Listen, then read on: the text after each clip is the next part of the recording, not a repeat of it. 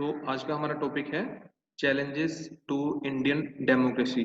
भारत के लोकतंत्र के सामने चैलेंजेस क्या-क्या हैं। तो सबसे पहले कि कोई भी पॉलिटिकल सिस्टम जो होता है वैक्यूम में, खालीपन में अकेले रह के काम नहीं कर सकता। Has to work in particular situation. कुछ मतलब ऐसे सिचुएशंस होते हैं जिसके अंतर्गत ही उसको काम करना पड़ता है और जिसका नतीजा होता है जैसे social, economic, cultural, political and historical factors of the concerned society. जिस भी सोसाइटी में रहते हैं उसकी देखो सामाजिक स्थिति, आर्थिक स्थिति, सांस्कृतिक स्थिति, राजनीतिक स्थिति और ऐतिहासिक स्थिति अलग ही होगी compare to other societies. Indian democracy जो है वो भी निश्चित तौर पर कोई एक्सेप्शन नहीं है। यहाँ पर भी आपको ये वाले जो फैक्टर्स होते हैं, घटक होते हैं, इनका रोल भी आपको भूमिका देखने को निश्चित तौर पर मिलती है। तो नंबर ऑफ सोशल और इकोनॉमिक फैक्टर्स होते हैं जिससे हमें पता लगता है कि हमारी जो डेमोक्रेसी है कैसे काम कर रही है या कैसे जो फैक्टर्स होते हैं कैसे मतलब लोकतंत्र को प्रभावित करते हैं। ऐसे ही कुछ फैक्टर्स इंडिया की स्पेसिफिकली सोसाइटी में हैं जो हमें सिर्फ और सिर्फ भारत में ही देखने को मिलेंगे, जिससे हमारे देश का लोकतंत्र काफी बड़े स्तर पर प्रभावित होता है। तो सबसे पहले है सोशल इनइक्वालिटी, सामाजिक असमानता। तो जब हम बात करते हैं सोशल इनइक्वालिटी की, that means we are differentiating between the people. हम दो लोगों के बीच में भेदभाव कर रहे हैं इसके आधार पर on the basis of caste, creed, place of birth, gender, religion etcetera. तो किसी का जैसे किसी की क्या जात है, किसी का क्या धर्म है, इनके इनके ऊपर आधारित भेदभाव किया जाता है समाज में।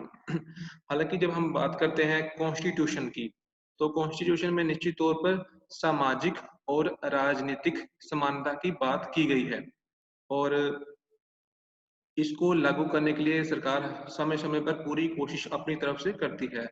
मगर रियलिटी जो हमारी सोसाइटी की है, जो वीकर सेक्शन है सोसाइटी का आज के समय में भी, उनको सप्रेस किया जाता है स्ट्रॉन्ग कम्युनिटीज़ के द्वारा, जो मतलब आर्थिक तौर पे संपन्न होते हैं या और भी बहुत सारे कारण होते हैं, जो वीकर सेक्शन होगा सोसाइटी का, चाहे वो सोशली वीकर मेनली यहाँ पे सोशली बात की जा रही है, हाँ जी।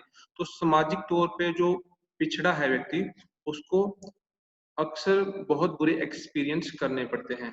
लीगली इक्वालिटी दी गई है, पॉलिटिकल इक्वालिटी दी गई है, मगर जब हम बात करते हैं सोशल इक्वालिटी की, तो इसमें अभी भी लगता है कि बहुत कुछ करना बाकी है हमारे देश में।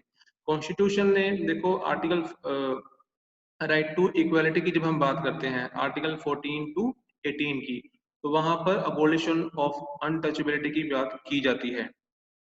मगर एक्चुअल प्रैक्टिस की अगर बात करें कि आज के टाइम में कैसी सिचुएशन है हमारे देश में, तो आज के समय में भी आपको कहीं कहीं कहीं ना कहीं ये भेदभाव देखने को मिलता है। इवन जो हमारे देश की औरतें हैं, उनके जो स्थिति है वो भी चिंताजनक है, वो भी काफी अच्छी नहीं है। तो अल्टीमेटली जब सोशल इनइक्वालिटी हमें देखने को मिलेगी तो उसका प्रभाव हमारी समाज पर कैसा पड़ता है। फर्स्ट तो ये है कि सोशली सामाजिक तौर पे ऑप्रेस किया जाता है जब लोगों को जब मतलब जो जो लोगों को दबाया जाता है, ओप्रेस्ड क्लास होती है, वो फिर पार्टिसिपेट नहीं करते राजनीतिक जो भी मुद्दे होंगे। Inequality is responsible for poor and low standard of political participation. लोगों की जो भागीदारी होती है राजनीति में वो बहुत ही कम होती है। Political power becomes the handmade of the people of upper classes. तो जो आर्थिक तौर पे संपन्न होते हैं राजनीति में, वही जाना पसंद करते हैं। आप देखोगे कि राजनीति में जो आर्थिक तौर पे कम अच्छे नहीं हैं, तो उनको बड़े-बड़े पद बहुत ही कम मिलते हैं। Social inequality is the main source of social injustice. तो सामाजिक न्याय ना मिलना भी सामाजिक असमानता का ही एक कारण है। Socially depressed remain indifferent towards political affairs of the country.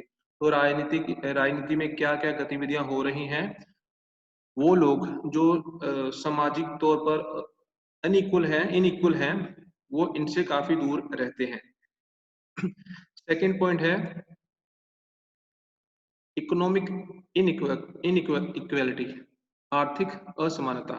तो जब हम आर्थिक असमानता की बात कर रहे हैं, हम बात कर रहे हैं realm of the economic power कि आर्थिक तौर पर कोई व्यक्ति कितना संपन्न है।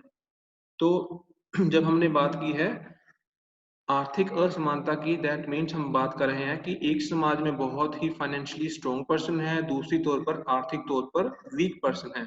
तो हमें पूरी कोशिश करनी चाहिए, सरकार को ऐसी पॉलिसीज लेके आनी चाहिए जिससे कि जो कंसंट्रेशन ऑफ मनी है इन अ फ्यू हैंड्स वो नहीं होनी चाहिए। यानी कि जो वेल्थ है देश की उसका डिस्ट्रीब्यूशन इस तरीके से होना चाहिए जिससे सभी लोग एफ्लुएंट होने चाहिए, सभी लोग समृद्ध हों।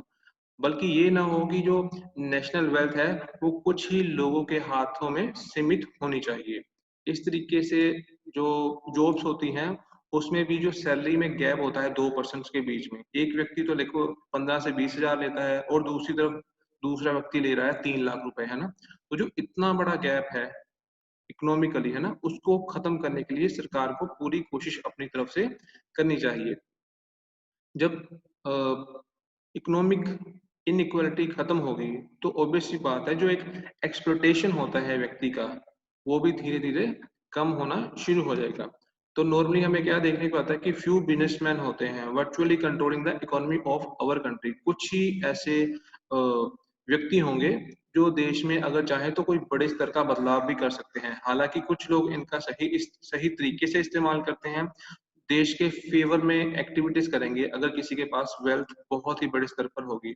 मगर बहुत सारे लोग ऐसे भी होते हैं जो सिर्फ अपने और अपने परिवार के लिए ही काम करेंगे जो उनके पास पैसा होगा। तो जो वेल्थ है एक ही जगह पर कंसंट्रेट नहीं होनी चाहिए, क्योंकि अगर इनइक्वालिटी होगी तो निश्चित तौर पे आर्थिक इनइक्वालिटी होगी तो एक वर्ग आपको समाज में हमेशा ऐसा भी देखने को मिलेगा जो हमेशा ही गरीब रहेगा।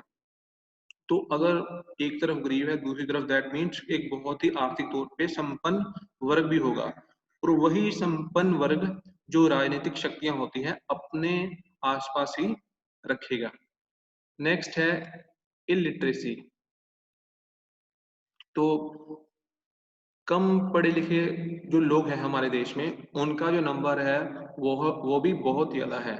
अगर हम बात करें जब हमारा देश आजाद हुआ था तो उस वक्त सिर्फ और सिर्फ 24% मेल और 7% फीमेल्स लिटरेट थे, पढ़े लिखे थे, और बाकी सारे लोग अनपढ़ थे। यहाँ पर ध्यान रखने वाली बात यह है कि हमारे देश में पढ़ा लिखा व्यक्ति किसको बोला जाता है? जो लिख सकता है, जो पढ़ सकता है उसको हम बोलते हैं, पढ़ा लिखा व्यक्ति बोलते हैं। दैट मीन्स अगर हम बात करें कि कितने लोगों ने ग्रेजुएशन की है, कितने लोगों ने मास्टर्स की है, तो उनका नंबर तो डेफिनेटली फिर बहुत कम हो जाएगा। तो ऐसे में जो इलिटरेसी है वो भी लोकतंत्र के लिए खतरे की घंटी का काम करती है हमारे देश में। इलिटरेट जो पर्सन होता है, जो कम पढ़ा लिखा व्यक्ति होगा या अनपढ़ व्यक्ति होगा, देखो जनरली अपने जो राइट्स होते हैं वो उनके बारे में अवेयर नहीं होता कि उसके समाज में रहते हुए कौन कौन से अधिकार उसको सरकार के द्वारा दिए जा रहे हैं। फिर जब चुनाव होते हैं तो वो बहुत ज्यादा सोचता नहीं है कि किसको उसको वोट करनी चाहिए। फिर जैसा कि हमारे समाज में आपको अलग अलग धर्म के लोग देखने को मिलते हैं, अलग अलग क्षेत्र के लोग देखने को मिलते हैं, अलग अलग भाषाओं के लोग देखने को मिलते हैं, अलग अलग रेस के लोग देखने को मिलते हैं। यहाँ पर जो शिक्षा है उसकी वैल्यू और भी बढ़ जाती है, क्योंकि अगर लोग शिक्षित नहीं होंगे तो जो अपॉर्चुनिस्ट पॉलिटिशियंस होते हैं वो क्या करेंगे? लोगों का शोषण करेंगे। किसके ऊपर? धर्म के नाम पे, जात के नाम पे, क्षेत्र के नाम पे, भाषा के नाम पे। लोगों के जो इमोशंस होते हैं, लोगों के जो सेंटिमेंट्स होते हैं, भावनाएं, उसके साथ खेलते हैं पॉलिटिशियन। तो अगर एक पढ़ा लिखा व्यक्ति होगा तो वो इन बातों को अच्छे से समझेगा। प्रॉब्लम आती है फिर इलिटरेट पर्सन जो होते हैं वो जनरली उनका जो इंटेलेक्चुअल लेवल होता है या मेंटल लेवल वो भी काफी अच्छा नहीं होता। तो वो भी जो राजनीतिक मुद्दे होते हैं या इवन कोई और भी मुद्दा होता है उनको अच्छे से वो समझ नहीं पाते। और अगर हम बात करें कि अगर हम चाहते हैं कि जो डेमोक्रेसी की फंक्शनिंग होती है तो उसके लिए पब्लिक ओपिनियन भी अच्छे से होना चाहिए। तो साउंड पब्लिक ओपिनियन एक पढ़े लिखे व्यक्ति का ही अच्छा हो सकता है मोस्ट ऑफ द केसेस में, नॉट ऑलवेज। बट कई बार ऐसा देखने को आता है कि जो एक पढ़ा लिखा व्यक्ति होता है वो अपनी बात अच्छे से रख सकता है। Then eternal vigilance is said to be the price of liberty. अगर हम बात करते हैं आज़ादी की, तो आज़ादी देखो आप अच्छे से तभी जी सकते हो जब आप अलर्ट होते हो अपने अधिकारों के बारे में, अपने समाज के बारे में। तो उसके लिए भी निश्चित तौर पर आपको एजुकेट होना ही पड़ेगा। Illiterate people are easily swayed by the misleading propaganda of anti-national elements। तो समाज में आपको पता है कि ऐसे लोग भी आपको देखने को मिलेंगे कि जो देश के विरुद्ध गतिविधियां करते हैं। तो इन लोगों के द्वारा बहुत जल्दी बहकावे में आ जाते हैं वो लोग जो कम पढ़े लिखे होते हैं या बिल्कुल भी शिक्षित नहीं होते। तो इसीलिए भी एजुकेशन जरूरी होती है।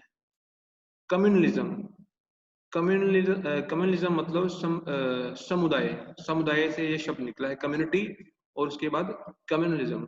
तो ये भी आई थिंक ये सबसे इम्पोर्टेंट फैक्टर रहता है जब हम बात करते हैं डेमोक्रेसी की। उनमें उन सब मोस्ट इम्पोर्टेंट जो फैक्टर्स होते हैं तो उनमें कम्युनलिज्म को भी गिना जाता है, क्योंकि 20th सेंचुरी की जो पॉलिटिक्स है उसमें इसका बहुत ही महत्वपूर्ण रोल है।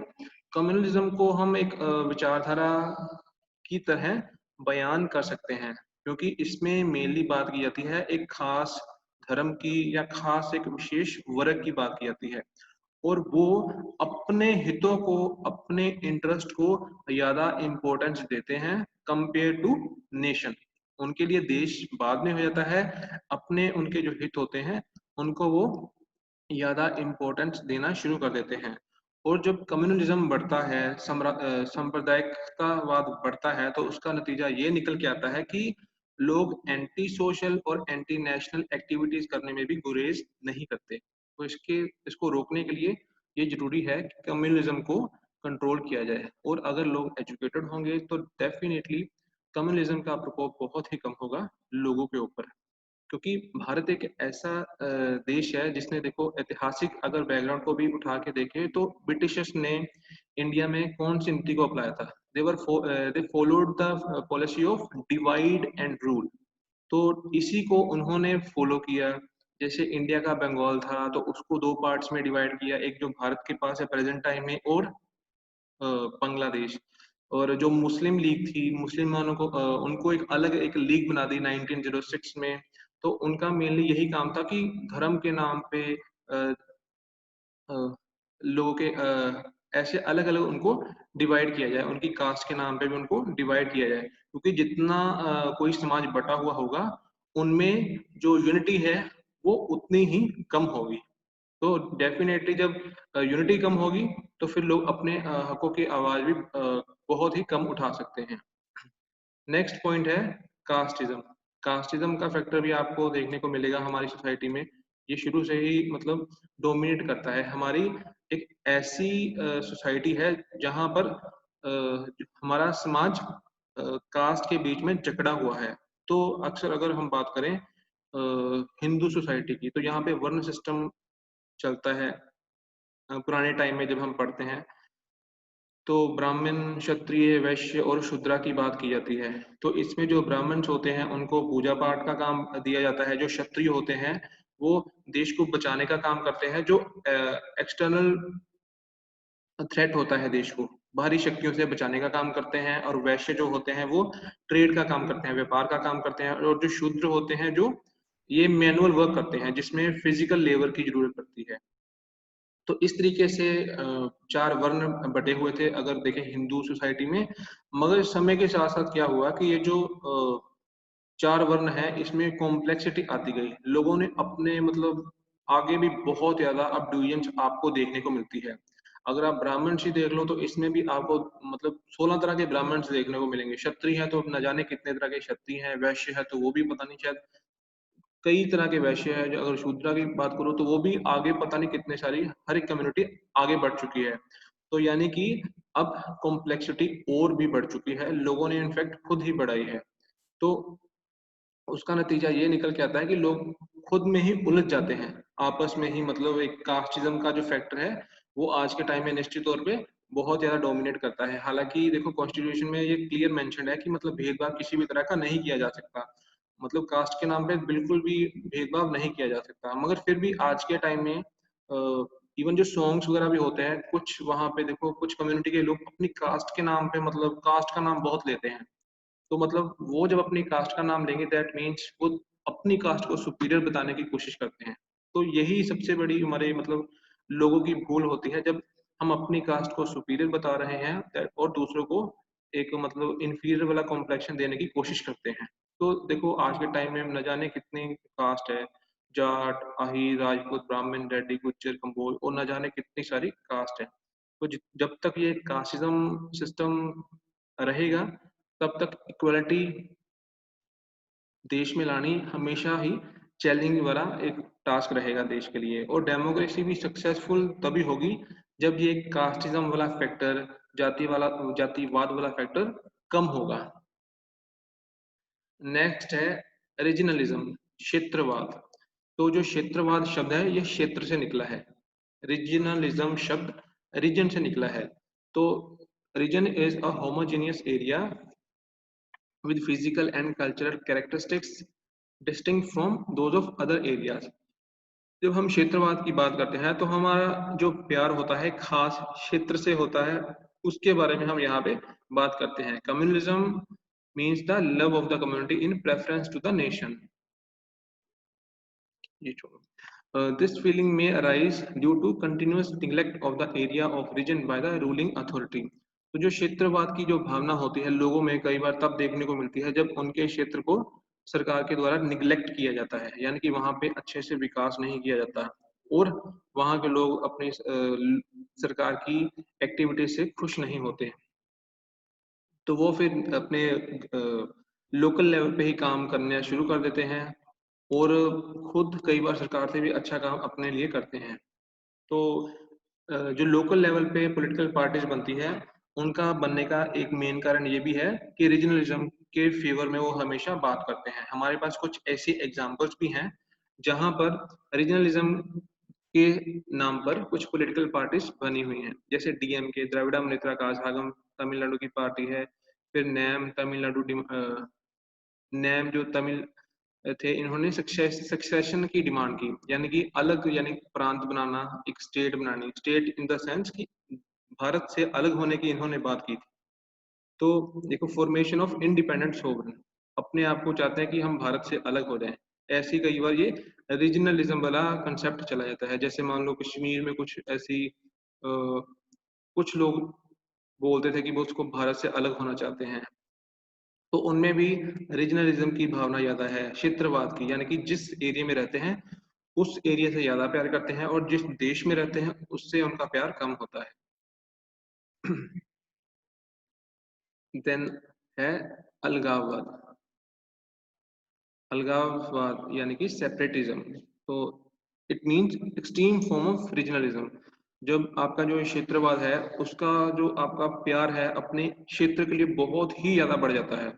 तो दैट मीन्स आप डिमांड कर रहे हो अब तो आपको एक अलग ही देश चाहिए, जिस देश में आप रहते हो आप उनके साथ रहना नहीं चाहते। क्योंकि भारत एक ऐसा देश है जहां पर आपको बहुत सारे धर्म देखने को मिलते हैं, बहुत सारी भाषाएं बोली जाती हैं, अलग अलग लोगों की संस्कृति है और साथ ही साथ कास्ट रिडन सोसाइटी है, मतलब जात पात के नाम पे बटा हुआ समाज है। ऐसा भी आपको बहुत ही मतलब आसानी से देखने को मिलता है हमारे देश में। तो जब इतनी सारी डाइवर्सिटी आपको देश में देखने को मिलेगी तो सेपरेटिज्म की डिमांड उठना भी कोई बड़ी बात नहीं है। और मतलब ये शुरू काफी मतलब लंबे टाइम से एक टेंडेंसी रही है देश में, कोई अननेचुरल फैक्ट नहीं है। क्योंकि जो इनकी शुरुआत है ये ब्रिटिशर्स ने की थी।